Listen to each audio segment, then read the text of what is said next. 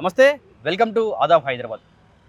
So తెలంగాణలో 2023లో కాంగ్రెస్ ప్రభుత్వం అధికారంలోకి వచ్చిన తర్వాత బీఆర్ఎస్ పార్టీలో ఉన్నటువంటి ఎమ్మెల్యేలు అవ్వచ్చు, వాళ్ళందరూ కూడా కాంగ్రెస్ పార్టీలో చేరికలు జరిగినాయి. తర్వాత కవిత బీఆర్ఎస్ పార్టీ నుండి బయటకు వచ్చింది, తన ఎమ్మెల్సీ పదవికి రాజీనామా కూడా చేసింది. సో కవిత తెలంగాణ జాగృతి అనే ఒక సంస్థని బలపరుస్తూ దానిని పార్టీగా కూడా ప్రకటించడం జరిగింది. ఆల్రెడీ సర్పంచ్ ఎన్నికల్లో అట్లాగే మొన్న జరిగినటువంటి మున్సిపల్ ఎన్నికలతో బ్లాక్ పార్టీ తోటి ఒత్తు కుదుర్చుకొని ముందు కూడా వెళ్ళడం జరిగింది. సో ఫ్యూచర్లో తాను సీఎం అవుతాను, సబ్బండ వర్గాల ప్రజల తరపున నేను ముందుకెళ్తా ఉన్నాను, బీసీల రిజర్వేషన్ కోసం నేను పోరాడతాను అని చెప్పి కూడా జాగృతి జనం బాట అని చెప్పి ఒక ప్రోగ్రాం కూడా చేస్తూ ఉంది. సో తెలంగాణలో నిజంగా జాగృతి ఎంత అవసరం ఉంది, కవిత రాజకీయాలు తెలంగాణ ప్రజలకి ఎంత అవసరం ఉన్నాయి, ఇవి ఒక పక్కన. ఇంకొక పక్కన కేసీఆర్ ఫామ్ హౌస్కే పరిమితమైండు, సిట్ ఎంక్వైరీలు అని చెప్పి ఫోన్ ట్యాపింగ్ అవ్వచ్చు, ఈ కార్ రేస్ అవ్వచ్చు, ఇట్లా ఎంక్వైరీలు అని చెప్పి ఎంక్వైరీలు జరుగుతూ ఉన్నాయి కేసీఆర్ పైన. అటు కేటీఆర్, హరీష్ రావు, సంతోష్ రావు వీళ్ళందరి పరిస్థితి కూడా అంతంత మాత్రంగానే ఉంది. సోషల్ మీడియాలో వీళ్ళ పేర్లు ఎక్కువగా వినిపించినా కూడా ఎన్నికలు అయ్యేసరికి మాత్రం ప్రజలందరూ కూడా కాంగ్రెస్కే పట్టం కడుతూ ఉన్నారు.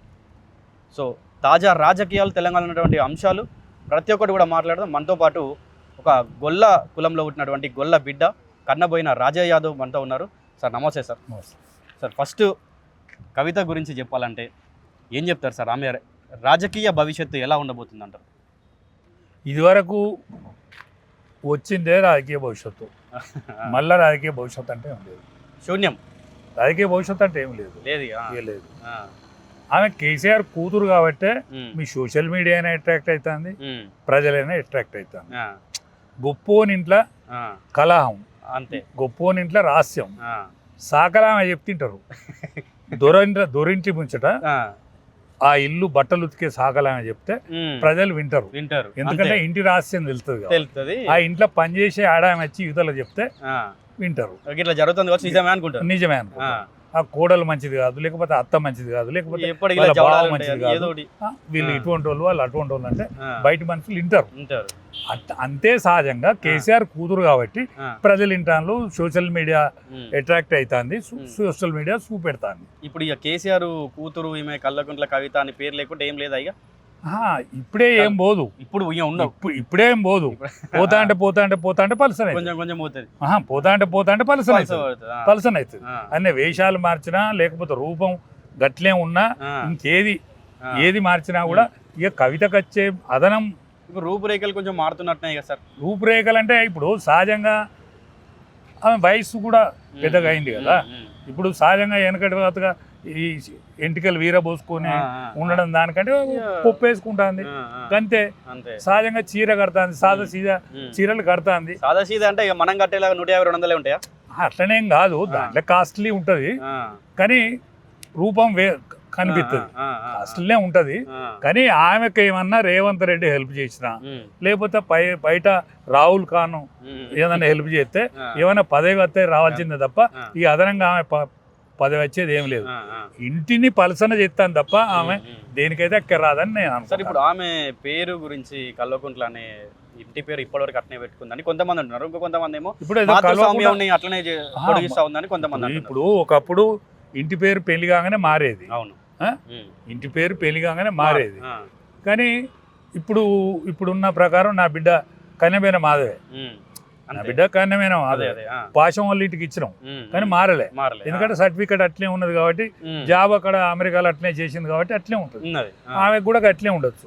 కానీ మొన్న నేను కవితను నేను మారిపోయినా, నా భర్త ఈ కాంచెల్లి ఉంటాడు నా పక్కకు, ఇప్పుడు చెప్పినప్పుడు మారవాలి. ఇప్పుడు భర్త యాదికి వచ్చిన ఇన్ని రోజుల బట్టి కేసీఆర్ ఇన్ని రోజుల బట్టి తండ్రి యాదులు ఉండదు. తండ్రిని యాదుకుందుకుంటా తప్పలేదు. ఇవాళ తండ్రిని నిందించుకుంటూ కూడా తప్పే. ఇవాళ నీ తండ్రిని నిందించినా, మీ అన్నని నిందించినా, మీ బావని నిందించినా నీది అంతే తప్పు. నువ్వు పదవిలో ఉన్ననాడు మీ తండ్రి తప్పులు చెప్పను. ఇప్పుడు పదవిలో ఉన్నప్పుడు ఈమె కనుక ఒకవేళ తండ్రిని కావచ్చు, బావని కావచ్చు, అన్నని కావచ్చు ఇప్పుడు ఎట్లా అయితే ప్రశ్నిస్తా ఉందో అప్పుడు అట్నే ప్రశ్నిస్తే అప్పుడు గనుక తెలంగాణ ప్రజలు కూడా స్వాగతించేవాళ్ళు. కొంత ఇందులో నిజాయితీ ఉన్నది, ఈ అమ్మాయి నిఖచ్చితం మనిషి అని అనుకుందరు. కానీ నీ పదవి పోయిన తర్వాత, నిన్ను పార్టీ నుంచి తీసేసిన తర్వాత, ఇప్పుడు ఇల్లు కూసైనాక నువ్వు డాబా కడతానంటే ఎవరు నమ్ముతాడు? అంతే. ఉన్న ఇల్లు కూసైన తర్వాత నువ్వు పెద్ద బంగ్లా కడతా, నేను దానికి నిత్యం లేస్తా, నేను బీసీ ప్రజానికానికి నాయకత్వం వహిస్తా అంటే ఇవాళ రాహుల్ ఖాన్ ఉన్నాడు ఆడ.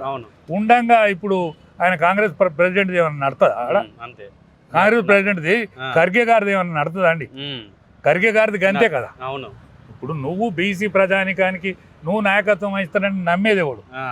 ఇప్పుడు ఆనాడు ఉద్యమకారులను ఒక్కొక్కరిని అన్యాయం చేస్తా అంటే నువ్వు ఏ విధంగా సహించినావు? ఇవాళ ఉద్యమకారుల పేర్లన్నీ తిత్తాను, నువ్వు విజయరామరావు పేరు తిత్తాను, అదే నువ్వు మన ఈటల రాజేందర్ గారి పేరు తిత్తాను, మరి రాజే యాదవ్ గారి పేరు తిత్తలేవేంది? నీకు టికెట్ కోసం నన్నే అడిగేది కదా, అంకుల్ నాదేమన్నా వస్తుందా, నిజామాబాద్ టికెట్ గురించి ఏమన్నా వస్తుందా నన్ను అడిగినావు కదా, మరి నీకు కనీసం ఇవన్నీ గుర్తుంటలేవే? మర్చిపోయింది అందరినీ మర్చిపోయి ఉద్యమకారులు అండగా ఉండాలంటే ఇవాళ అండగా ఉంటావు. ఆనాడు ఎమ్మెల్సీ నువ్వెందుకైనా ఇంకేవాళ్ళన్నా చేయకపోయినావు? నువ్వు ఓడిపోయినాక ఎమ్మెల్సీని ఇంకేవాళ్ళన్నా చేయకపోయినావు? నిజామాబాద్ ఎంపీ టికెట్ నీకు ఎందుకు వస్తుంది? మీ అన్నకు పార్లమెంట్ నిజంగా కేకే మహేందర్ రెడ్డి ఉండగా మీ అన్నకు అసెంబ్లీ టికెట్ ఎందుకు ఇచ్చిండ్రు? అవన్నీ గుర్తుంచుకున్న నాడు మీరు నిజమే అని అనుకుంటారు. మీరు అనుభవిస్తారు. నువ్వు కిరాయి ఇంట్లో ఉంటివి, నువ్వు ఇప్పుడు ఏ ఇంట్లో ఉంటావు? ఇది గుర్తుపెట్టుకోవాలి. నువ్వు కిరాయి ఇంట్లో ఉంటివి, ఇవాళ నువ్వు ఏ ఇంట్లో ఉంటావు? జనం ఎడ్డోళ్ళు అనుకుంటే మీరు ఎడ్డోళ్ళు. జనం ఎడ్డోళ్ళు కాదు, కర్రు కాల్చి వాత పెడతారు వాళ్ళకు అవకాశం వచ్చినప్పుడు. మొన్న మీ తండ్రిని ఎట్లా ఫామ్ హౌస్ పంపిణీలో మిమ్మల్ని అందరినీ కూడా పుట్టగతులు ఉన్నాయి. కల్లో కుంట్రోళ్ళ కుటుంబం ఖతం అయిపోయిందిగా, మళ్ళా జాడ పత్త ఉండదు కాక ఉండదు తెలంగాణలో. ఒక బీసీ బిడ్డగా మీరు చెప్పండి సార్, మనం బీసీ రిజర్వేషన్ కోసం ఎంత పోరాడుతా ఉన్నాం. మన ఈశ్వరాచారి అమరుడు అయిండు కూడా. ఈ నిజంగా బీసీలకి కవిత వల్ల ఒక ఈకంతైనా న్యాయం జరుగుతుంది అంటే మీరు ఏం చెప్తారు? ఈకంత కాదు, తోకంత కాదు, ఆమెకి ఏమీ కూడా కాదు. ఆమెతోని ఊదుగాలది పీరి లేవది, అంతే. ఊదుగాలది పీరి లేవది. కవితతోటి ఎంత మాత్రం ఏమీ జరగది. బీసీ లోకం ఇదివరకు ఉన్నట్టు లేదు. రాబోయే వచ్చే 3 ఏళ్లల్లా బీసీ ప్రజానికం ఇవ్వడనుకుంటే వాడు ముఖ్యమంత్రి అవుతాడు. బీసీ ముఖ్యమంత్రి, రాబోయే ముఖ్యమంత్రి, బీసీ ముఖ్యమంత్రి ఖచ్చితంగా గెలిచి తీరుతాడు. అన్ని పార్టీలు కూడా సపోర్ట్ చేయవలసిన అవసరం ఏర్పడుతుంది. నిఖచ్చితమైన తెలంగాణ వాదులు, బీసీ వాదులు వీళ్ళందరూ కూడా బయటకు వస్తారు. నేను అందరికీ యువతరానికి విజ్ఞప్తి చేస్తున్నా, నేను ఇంటర్లో ఉన్న రిటైర్డ్ ఆఫీసర్లు మీరందరూ కూడా మీరు సోషల్ మీడియాను ఫాలో కాండి, మీరందరికీ పంచండి, మన బాధలను పంచండి. ఖచ్చితంగా రాబోయే రోజులు మనవి కాబట్టి మన రాబోయే రోజులకు మీరు నాంది పలకాలని, ముందట ఉండాలని, ముందట నడవాలని నా విజ్ఞప్తి. ఇప్పుడు జాగృతి జనం బాట అని కవిత, జనం బాట ఇప్పుడు నడుతుందండి. ఆమె దగ్గర 4 పైసలు కాలిపోయినాయి, ఉన్న పైసలు ఒడగొట్టుకుంటుంది అంట. ఒడిచాయని పైసలు కూడా ఒడవనన్ని పైసలున్నాయి. ఇట్లా మొత్తం మీదనైతే ఆమె తిరుగుతుంది. తిరిగినంత మాత్రాన తిరిగితే ఈ సోషల్ మీడియా ఇదివరకు ఇచ్చినంత రెస్పెక్ట్ ఇంకా అయ్యేది. అయితే ఇప్పుడు జనాలకి స్పందన ఎట్లున్నా అంటే, ఇప్పుడు నువ్వు ఒక వెల్మ బిడ్డవు, ఎన్ని రోజులున్నా వెల్మ దూర బిడ్డవే నువ్వు, అంతే. మా బీసీల నుండి ఒక వ్యక్తి బయటకు వచ్చి మా గురించి మాట్లాడితే మా కష్టాలని ఆయన తెలుసు కాబట్టి మేము ఆయన నమ్ముతాం. నువ్వు ఒక వెల్మ దూర బిడ్డవయ్యి నువ్వు ఇన్ని రోజులు 10 ఏళ్ళు ఆయనతోటి ఉండి ఇప్పుడు మీకేదో ఆశల పంపకంలో గొడవలు అయ్యి బయటకు వచ్చి మా దగ్గరికి వస్తే మేము ఎట్లా నమ్మాలి అంటున్నారు. ఎవ్వరు నమ్మరండి. ఇప్పుడు చిక్కెంటికలకు బఠానీలు అని అమ్ముతారు ఊళ్ళల్లో. అట్లా కవిత పని అంతే, అంతకంటే ఎక్కువ కాదు. ఒకటే కూర్చాడు ఇక, అంతే, అంతకంటే ఎక్కువ కాదు. సరే, ఇప్పుడు మీరు కేసీఆర్కి మంచి ఒక దోస్తు, కొన్ని రోజులు ఆయనతో పాటు 20 ఏళ్ళు జర్నీ చేసినాము. ఇప్పటికైనా కేసీఆర్ అన్ని విధాల తెలంగాణ తెచ్చిన దాంట్లో అనేక మందితో పాటు ఆయనే ఉన్నాడు. కెప్టెన్ గా వ్యవహరించిన మాట నిజం, అంతే. అక్కడ వరకే కెప్టెన్ గా వ్యవహరించిన మాట నిజం. దాని కింద నీ దగ్గర రూపాయలు కూడా లేకున్నా కూడా నువ్వు లక్షాధికారి ఇయ్యాల, కోటీశ్వరునివి. నీ పిల్లలందరూ కూడా సఫిషియెంట్, వాళ్ళు బతికినంత కాలం బతికేంత సంపద ఉన్నది. ఇప్పటికైనా నీకు మంచి పేరు రావాలంటే నువ్వు ఒక ట్రస్ట్ ఏర్పాటు చేసి ఎవరినన్నా ఒక బీసీ బిడ్డను, ఒక యువకుణ్ణి, ఏది ఈ మన ఉస్మానియా యూనివర్సిటీలో నువ్వు అనుకున్న యువకుని నువ్వు మళ్ళీ దోషిపెట్టుతోని కాదు, దాచిపెట్టుకోకుండా ప్రజానీకానికి దానం చేసే ఈ బీసీ బిడ్డలకు అందరినీ ఉచితంగా చదివి పై చదువులకు చదివేందుకు నీ డబ్బులను వినియోగిస్తే నీకు మంచి పేరు వస్తుంది, నీకు పుణ్యగతులు ప్రాప్తిస్తాయని. అప్పుడు తెలంగాణ ఉద్యమంలో ఎన్ని జేఏసీలు ఏర్పడ్డాయో ఇప్పుడు బీసీ రిజర్వేషన్ల కోసం కూడా అన్ని జేఏసీలు ఏర్పడతా ఉన్నాయి, అట్లనే పోరాటం జరుగుతా ఉంది. ఏం చెప్తారు సార్ రిజర్వేషన్? ఎన్ని జేఏసీలు ఏర్పడ్డా మళ్ళీ ఈ జేఏసీలన్నీ ఒకటి కాక తప్పదు. ఎందుకంటే ఒకప్పుడు ఎమర్జెన్సీకి వ్యతిరేకంగా జైల్లో జనతా పార్టీ పుట్టింది. అవును, లోకనాయక్ జయప్రకాష్ నారాయణ నాయకత్వం. అటువంటి నాయకుడు ఎవడో బయలుదేరుతాడు, వీళ్ళందరూ కూడా ఆ నాయకత్వం వహించాల్సిన అవసరం ఏర్పడుతుంది. ఇవాళ పవన్ కళ్యాణ్ కూడా తెలంగాణలో విస్తృతంగా రావాలని అనుకుంటాడు. మన కిషన్ రెడ్డి గారు కుట్ర వాళ్ళని రాలేదు, రేపు అయితే ఆగాడు. రేపు కార్పొరేషన్ ఎన్నికల వరకు జిహెచ్ఎంసీలో ఆయన కాలు పెడతాడు. ఖచ్చితంగా ఆయనకు కూడా రిజల్ట్ వచ్చే అవకాశం ఉంటుంది. పైనున్న నాయకత్వం ఇలా అమిత్ షా గారు కానీ నరేంద్ర మోడీ గారు కానీ ఈ తెలంగాణను వదిలిపెట్టుకుంటారని అనుకుంటలేను. ఇక్కడ శాతగాని బీజేపీ వాళ్ళు ఉన్నారు, కానీ వాళ్ళని ఎప్పటికి కావాలని ముందట పెట్టి నడతాడని నేను అనుకుంటలేను. రాబోయే రోజులు మంచి రోజులు తెలంగాణకు వస్తాయని నేను భావిస్తాను. ఇప్పుడు కేసీఆర్ ఫామ్ హౌస్ వరకే ఉండు, ఇక అంతే, అంతకంటే ఎక్కువ ఆయన గురించి పాపం ఆయన ఏమన్నది. సో ఇప్పుడు కేటీఆర్ లేకుంటే హరీష్ రావుల వీళ్ళ భవిష్యత్తు గురించి ఏం చెప్తారు? అంటే ఇప్పుడు కేసీఆర్ పాపం ఇక నాను మళ్ళీ సీఎం అయినా కూడా ఇంకా 4-5 ఏళ్ళు ఎట్లాగూ నాకు కొంచెం ఇక మంచాన పడ్డాడు, ఆయన కాలు దెబ్బ తాకింది పాపం. ఆయన కూడా నిజంగా మీరు అన్నట్టు ఏమనే పరిస్థితి లేదు. అయితే కేసీఆర్ కళ అంటున్నారు కదా, ఈయన మన కేటీఆర్ని సీఎంగా చూసుడు. కేటీఆర్ కళ, కేటీఆర్ది కేసీఆర్ కళనే అంతే. అంతకంటే మరి హరీష్ రావు భవిష్యత్తు ఉంది. సరే, ఇప్పుడు ఇంకొకటి ముఖ్యంగా చెప్పాలంటే పార్టీ చేరికలు, మన ఒక పార్టీ నుండి ఎమ్మెల్యేగా ఎలక్ట్ అయిన తర్వాత అటు చూసుకుంటే మన ఈటల రాజేందర్ అవ్వచ్చు, ఎలక్షన్స్ ముందు బీజేపీ అన్నారు, తర్వాత వీళ్ళు బాలరాజ్ అని చెప్పి వీళ్ళందరూ కూడా కొంచెం బీజేపీలో జాయిన్ అవ్వడం జరిగింది. అంటే ముఖ్యంగా బీఆర్ఎస్ పార్టీ నుండి కాంగ్రెస్కి ఎందుకు వెళ్ళాలంటారు సార్? బీజేపీ కాంగ్రెస్ ఇప్పుడు టీఆర్ఎస్ నుంచి పోయినా, ఇంకే పార్టీ నుంచి పోయినా, కాంగ్రెస్ పోయినా వాళ్ళు ఈ టైం వరకు పూట గడుతుంది, కానీ ఇక వాళ్ళకి రేపైతే భవిష్యత్తు లేదు. రేపైతే భవిష్యత్తు లేదు. ఈ టైం దానిక గడుపుతారు, 4 పనులు చేసుకుంటారు, బతుకుతారు.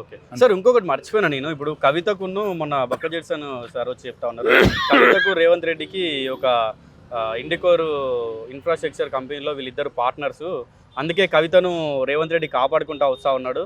అంటే ఇదివరకు పార్ట్నర్స్ ఉన్నమాట నిజం, కానీ ఆయన తప్పుకొని సార్ అప్పట్లో నాకు తెలియదు. నాకు అన్న మీలాంటి మిత్రుడు పేపర్ తెచ్చి ఇచ్చిండు, ఆయన పేరున్నమాట నిజం. దాని తర్వాత వాళ్ళ మేనర్లను చేర్చిండు, దాని ద్వారా కొంత వ్యాపారం చేసుకున్నారు వాళ్ళు. సరే, ఇప్పుడు ఒక్కటేందంటే ఇప్పుడు అందరికంటే రేవంత్ రెడ్డి అదృష్టవంతుడా.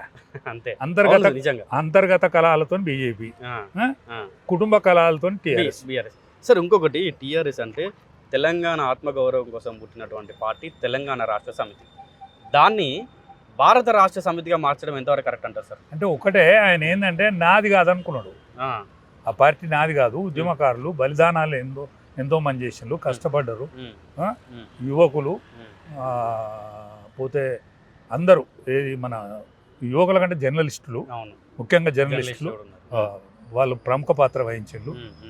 పోతే ఉద్యోగస్తులు, ఉద్యోగ సంఘాలు, వీళ్ళందరూ కలితే నా టీఆర్ఎస్ అయింది. ఈ టీఆర్ఎస్ ఇట్లనే ఉంటే వాళ్ళది అవుతుంది, బీఆర్ఎస్ అంటే నాది అవుతుంది అనేటువంటి ఒక కుచిత స్వభావంతో పెట్టుకున్నాడు. ఖచ్చితంగా స్వభావం, కుచిత స్వభావంతో పెట్టుకున్నాడు, ఫెయిల్ అయ్యి. సో రైట్, ఇది ముఖ్యంగా మనకు కన్నబోయిన రాజేష్ సార్ ఏం చెప్తా ఉన్నారంటే, కవిత భవిష్యత్తు ఎలా ఉండబోతుందంటే, భవిష్యత్తు ఏం లేదు, ఇక ఇప్పటి వరకు ఉన్నదే భవిష్యత్తు అని చెప్తా ఉన్నాడు. మరిన్ని ఇంటర్వ్యూలతో మీ ముందుకు వస్తున్నాం. అంతవరకు మన ఛానల్ సబ్స్క్రైబ్ చేసుకోవడం మర్చిపోకండి.